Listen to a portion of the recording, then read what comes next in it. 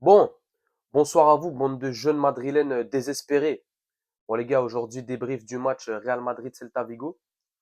Bon, victoire de 1, super, encore une fois, du Real qui s'impose à la 94e minute sur un but de Valverde absolument dégueulasse. Encore une fois, frappe contrée. Je sais même pas comment c'est même pas un CSC, parce que je pense que la frappe était cadrée. Donc, tu t'imposes vraiment à la limite, encore une fois. Bon, c'est pas une surprise, hein. J'ai l'impression qu'on se répète à chaque semaine que ce Real est absolument catastrophique. Voilà, on sortait d'une défaite absolument honteuse, match de terroriste contre Getafe, qui nous a vraiment. Bah, je pensais pas qu'on pourrait faire pire. Bon, aujourd'hui tu gagnes, mais bon, limite c'était même pas mieux dans le contenu. Donc on va revenir en détail sur ce qui s'est passé encore une fois aujourd'hui. Donc j'aimerais commencer d'abord par voilà le 11 de départ qui voilà a énormément change énormément comparé à d'habitude parce que on a beaucoup de blessures. Donc récemment on a appris que Rodrigo s'est fait les croisés, pour ça lui. Kylian Mbappé qui lui a une blessure au genou. Euh, voilà, Bellingham, voilà, beaucoup de blessures. Donc là, tu avais un 11 où il y avait quand même beaucoup de joueurs surprises, hein, notamment la titularisation de Ferland Mendy à gauche. Je pense que ça doit être son premier match de la saison. En tout cas, je ne me rappelle pas de l'avoir vu jouer une autre fois. Titularisation aussi de Thiago Pitarch, le petit jeune. On va revenir sur son cas aussi. Et voilà, Vinicius devant avec Brahim Diaz aussi qui a été titulaire. Bon, dégueulasse, lui aussi, encore une fois, on va revenir sur son cas aussi. Donc, début de match, bon, le Real qui essaie de mettre le pied sur le ballon, qui n'y arrive pas parce que bon, on a énormément de lacunes techniques. Donc, mais quand même, ouverture du score assez tôt dans le match. 11e minute qui, encore une fois, qui vient marquer, Chouameni. Vous allez croire que j'ai un truc avec lui, je le pépon à chaque fois, mais force est de constater que Chouameni, voilà, c'est un des seuls joueurs qui, cette saison, a une certaine régularité, qui essaye, dans ce marasme collectif, de sortir son épingle du jeu. Donc, encore une fois, corner aux abords de la surface. Vient mettre une frappe très bien placée, poteau rentrant pour, euh, pour l'ouverture du score. Donc, ouais, moi, Chouameni, j'ai rien à dire sur lui, hein, comme je l'ai toujours répété. Moi, je suis sûr que si tu l'entoures bien, il peut te rapporter beaucoup de bonnes choses. Encore une fois, aujourd'hui, moi, je pense, moi, c'est mon homme du match. Hein. Chouameni qui, a coupé énormément la trajectoire des lignes de passe des joueurs du Celta Vigo. Je sais même pas combien d'interceptions il s'en sort avec aujourd'hui, mais voilà encore match de patron de sa part. Je pense que c'est lui qui a terminé au du match d'ailleurs. Bon, ensuite euh, égalisation de Celta Vigo 10 minutes plus tard. Franchement, bon l'action c'est une catastrophe. Hein. Long ballon de, je me rappelle plus d'un défenseur du Celta Vigo dans le dos de Trent. Ah, alors là, mais je suis vraiment Trent, moi qui je l'ai beaucoup défendu, hein. Mais Trent, il se fait mélanger par l'ailier là. J'ai oublié son nom, le blond. Mais c'est une catastrophe. Moi, mais je suis désolé. Wallah, tu me mets à la place de Trent, je fais un meilleur travail défensif. En fait, non seulement il refuse de mettre son corps en opposition pour protéger le ballon, donc il laisse l'ailier lui prendre le dessus, vraiment, il se fait marcher dessus. Et ensuite, bon, après, il se laisse mélanger. Donc, il donne l'espace à l'ailier de faire la passe à Borja Iglesias pour ensuite mettre le but. Ah, non, moi, je suis désolé. L'action, allez la revoir, elle est honteuse. Vraiment, il ne le presse aucunement. Franchement, c'est catastrophique le match de Trent, encore une fois. Moi, je l'ai beaucoup défendu, mais là, il est indéfendable sur ce match. Encore une fois, son attitude est catastrophique. Super nonchalant. T'as l'impression qu'il joue avec les mains dans les poches. Prend aucun risque. Ça veut dire dès qu'il a le ballon, il va jouer en retrait sur la défense centrale. Donc Trent, encore une fois, ben, d'ailleurs, il est avec moi aujourd'hui, là, regardez. Donc il a voulu s'excuser parce que bon, je pense que vraiment, il se rend compte qu'il a fait un match assez catastrophique. Donc Trent, qu'as-tu à dire aux auditeurs? Oh yeah, of course. It's been a bad performance, but I think we're gonna bounce back. Yeah, yeah, yeah, yeah. Fucking hell, bro. Très réellement, c'est une grosse merde. Là, on le voit avec son petit Gauthier, là. Juste ici. Absolument catastrophique, encore une fois. Donc, allez, dégage.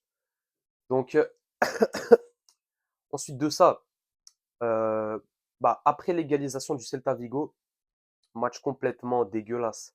Il n'y a pas eu beaucoup d'occasions des deux côtés. Courtois qui a dû, bon, faire quelques arrêts, deux, trois arrêts que je retiens.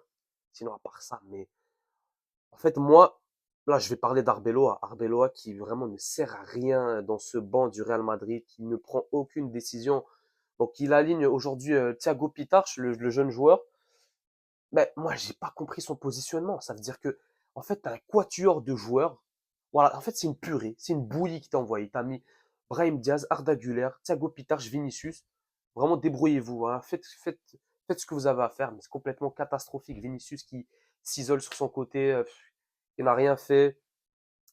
La connexion Brahim Diaz, Arda Güler, mais vraiment deux joueurs qui sont en manque cruel de confiance. Bah, tu le vois, franchement, ils ont absolument rien apporté aujourd'hui. Moi, je suis désolé, je comprends pas comment un joueur comme Gonzalo Garcia, sur ce genre de match, il peut t'apporter. Pourquoi tu ne le mets pas en neuf? Il manquait la présence d'un joueur dans la surface. Thiago Pitach qui joue, il faisait l'électron libre devant Vinicius. Franchement, ça a servi à rien du tout.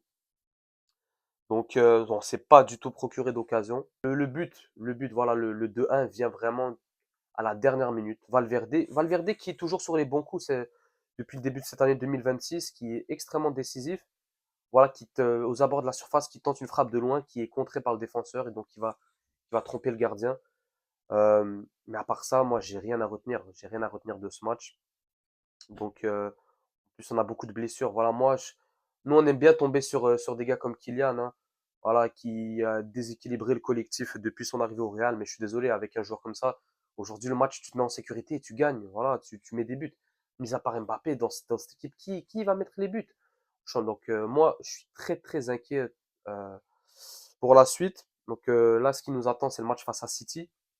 Ouah, vraiment, je serais vraiment étonné qu'on se fasse pas humilier. Donc oui, je voulais mentionner voilà Arbeloa qui ne dégage absolument rien de son banc de touche, voilà, qui manque de personnalité. Il est fade, yaourt nature, yaourt grec, absolument dégueulasse. Voilà, qui s'en sort aujourd'hui, mais moi je retiens rien. Raúl Asensio, encore une fois, qui a des cartons jaunes, voilà, vraiment, je me questionne par rapport à son QI foot, à son QI défensif, à son QI tout court. Vraiment, ce gars-là, faites-lui un test de QI, il doit pas dépasser les 90. Donc, moi, je suis désolé si je me répète encore une fois. Le débrief, bon, hein. Moi, je compare. Voilà, j'avais vu le match du Barça au début de semaine contre l'Atlético. Moi, j'ai rien à dire. Voilà, le Barça qui font une leçon de foot à l'Atlético qui était à ça de remonter le 4-0.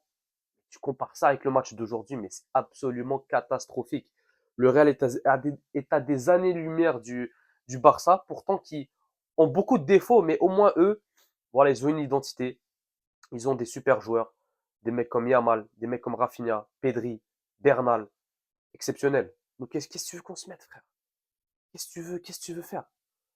Donc moi cette saison est complètement perdue, hein. Moi je conseillerais aux joueurs blessés, c'est-à-dire les mecs comme Bellingham, comme Mbappé, de ne pas se presser. Vraiment, prenez le temps de récupérer parce qu'il y a une Coupe du Monde qui vous attend. Moi, il n'y a rien à gratter sur cette fin de saison. Moi, j'espère qu'on se fasse humilier de partout, comme je l'avais mentionné déjà. Comme ça, bon, j'ose espérer parce qu'on sait jamais que cette direction de merde, qu'il y aura des changements, qu'on pourra rebondir et revenir la saison prochaine. Donc moi, je pense voilà, c'est à peu près tout, les gars. Franchement, j'ai rien d'autre à dire. Euh, En plus, on a failli se prendre un autre but de comment il s'appelle? L'immense Yago Aspas, qui éternel, hein, l'éternel Yago Aspas, qui est le bourreau du Real et du Barça. Il a touché le poteau, donc on était à ça de perdre ce match. Donc les gars, très inquiétant pour la suite. Sur ce, je vous laisse. Et Trent, j'espère que tu te rattraperas. Mais bon, face à City, son cauchemar Doku, là, il va lui faire les 1-2 là. Ça s'annonce pas bon. Donc j'espère que tu vas te rattraper. Sur ce, les gars, moi je vous laisse. Passez une bonne soirée. Ciao.